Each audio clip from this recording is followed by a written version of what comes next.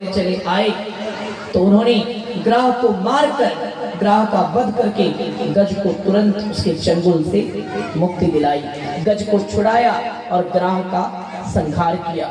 इस प्रकार एक हाथी की प्रार्थना पर सुखदेव जी कहते हैं, परीक्षित, जो एक हाथी की प्रार्थना पर अपना बैकुंठ छोड़कर धरती पर आ जाए, वो हमारे नारायण से अधिक दयालु और कौन हो सकता है।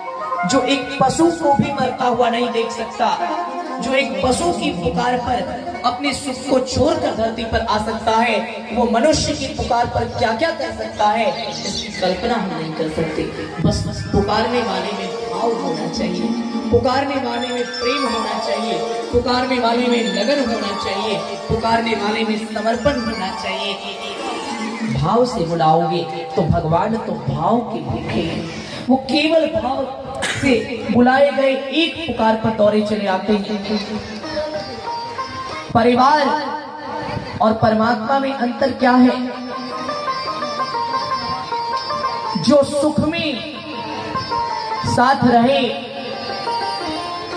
जो सुख में साथ रहे वो परिवार, जो सुख में साथ रहे वो परिवार है, और जो सुख में साथ रहे या ना रहे, जो दुख में सहयोग दे, जो दुख में साथ दे, वो परिवार नहीं, वो हमारे परमात्मा है, वो हमारे नारायण हैं, वो दुख में साथ दे।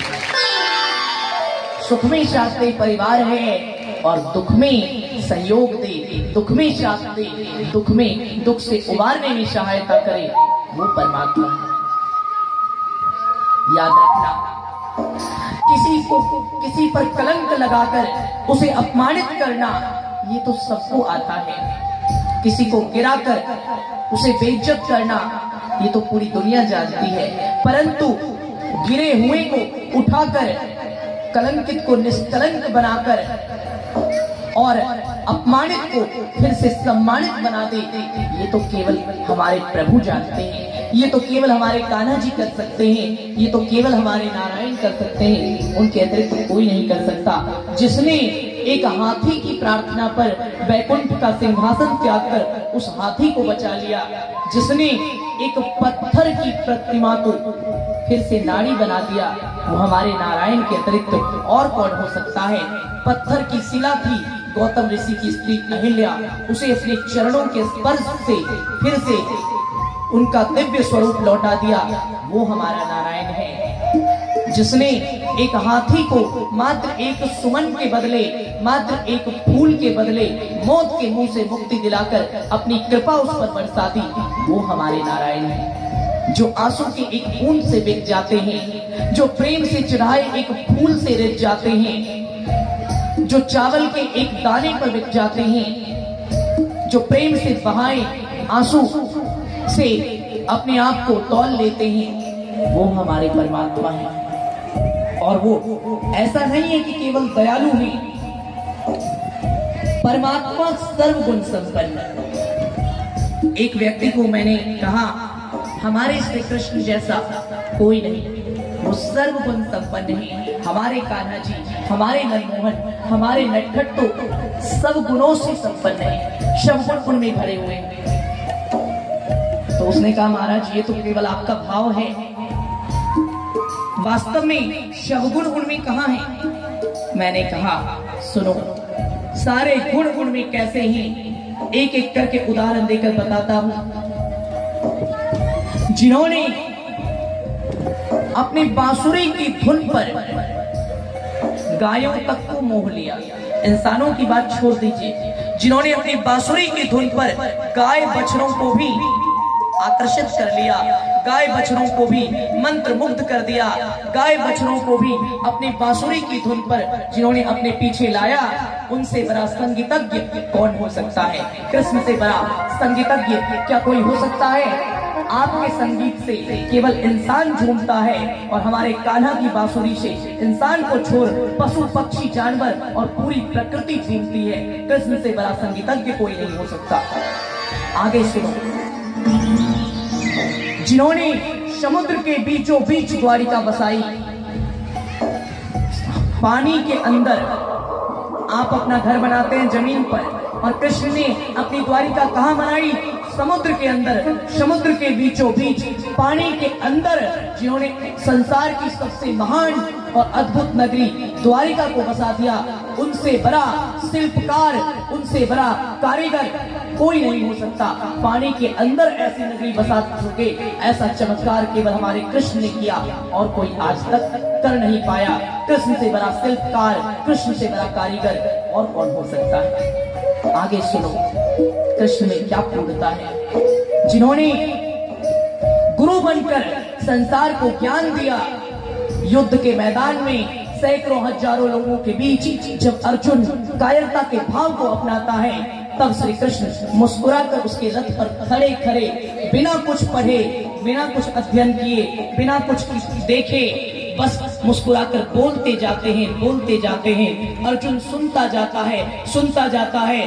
क्या बोल रहे हैं, कैसे बोल रहे हैं, कहां से बोल रहे हैं, कुछ पता नहीं, बस बोलते गए और पता भी नहीं चला संसार का सबसे महान ज्ञान, गीता जैसा दिव्य ज्ञान प्रकट हो गया। कृष्ण से बड़ा गुरु कौन हो सकता है? कृष्ण से बड़ा टीचर कौन हो सकता है? कोई नहीं। परिपूर्ण कृष्ण, कृष्ण से अधिक परिपूर्ण कोई हो ही नहीं सकता। आगे सुनो कृष्ण की महिमा क्या है, आगे सुनो कृष्ण की बड़ाई क्या है। कहते हैं खुद तीनों लोकों का मालिक होकर, खुद सारे संसार का स्वामी होकर, सुदामा जैसे दरिद्र को, सुदामा जैसे गरीब को गले से लगाकर अपना सब कुछ दे देता है। कृष्ण से बड़ा दानी कौन हो सकता है? कृष्ण से बड़ा दाता कौन हो सकता है? कृष्ण से बड़ा दानी कोई नहीं हो सकता। अपने मरे हुए गुरु के पुत्र, कृष्ण के गुरु का पुत्र पुनर्दत्त, जो कृष्ण के गुरु थे सांदीपनि जी, उनके पुत्र थे पुनर्दत्त, अपने गुरु के मरे हुए पुत्र को यमलोक से लाकर जीवित करके अपने गुरु को वापस लौटा देता है। कृष्ण से बड़ा डॉक्टर कौन हो सकता है, जो मरे हुए को जीवित कर दे? कृष्ण से बड़ा चिकित्सक कौन हो सकता है? कृष्ण से बड़ा डॉक्टर कोई नहीं हो सकता। देखना चाहो, देखो कृष्ण में क्या क्या गुण हैं, कृष्ण में क्या क्या कलाएं हैं, क्या क्या कलाकारी है। कहते हैं जिसने सारी पूर्णताओं को अपने अंदर समेट रखा है, वो मेरा कृष्ण है।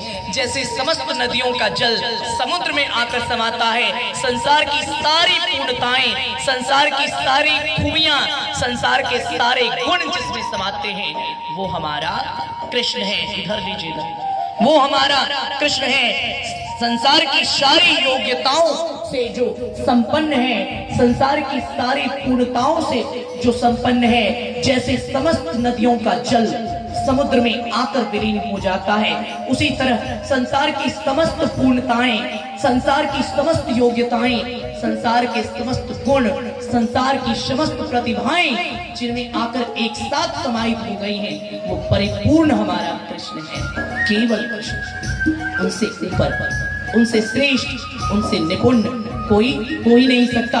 समझिए, सुदर्शन जैसे घूमते हुए अस्त्र को जो अपनी उंगली पर संतुलित करके नचाता है, सुदर्शन जैसे घूमते हुए अस्त्र को जो अपनी उंगली पर संतुलित करके नचाता है, कृष्ण जैसा योद्धा कौन हो सकता है?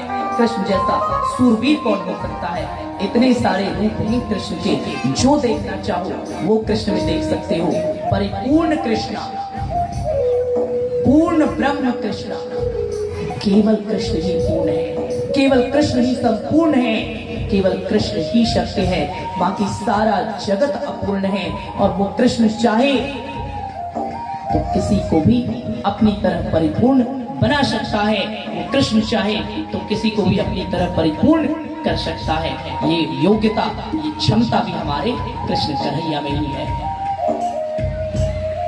समझिए, जिसने बड़े बड़े योद्धाओं को युद्ध का ज्ञान होने के बिना लड़ना सीखे, जिसने बड़े बड़े योद्धाओं को भी मार गिराया, जिसने बड़े बड़े योद्धाओं को भी पछाड़ दिया, कृष्ण से बड़ा चमत्कारी, कृष्ण से बड़ा योग्य महापुरुष कौन हो सकता है? कोई नहीं हो सकता। इसलिए ऐसे परिपूर्ण हमारे कान्हा जी की हम भक्ति करें, उनके श्री चरणों में वैसे ही जाएं जैसे गज ने अपना भार, अपना अहंकार, अपने बल सब को छोड़कर अपने आप को नारायण के श्री चरणों में चढ़ा दिया, तो भगवान ने उसका उद्धार किया। हम भी अपनी योग्यता, अपनी पूर्णता, अपने धन दौलत, अपने मान सम्मान के अहंकार को त्याग कर स्वयं को जीरो बनाकर कृष्ण के पास कैसे जाना चाहिए, कृष्ण की शरण में कैसे जाना चाहिए।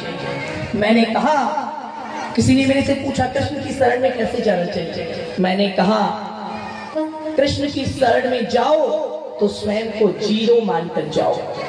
मैं कुछ नहीं हूं। जो मेरे कृष्ण के पास स्वयं को जीरो मानकर जाता है, विश्वास रखना मेरा कृष्ण उसको सबसे बड़ा सुपर हीरो बना देता है। वो मेरा कृष्ण, यदि आप कृष्ण के पास जीरो बनकर जाओगे तो वो आपको सबसे बड़ा सुपर हीरो बना देगा, और यदि आप अहंकारी की तरह उनके पास हीरो बनकर जाओगे तो जाते जाते ही जीरो हो जाओगे।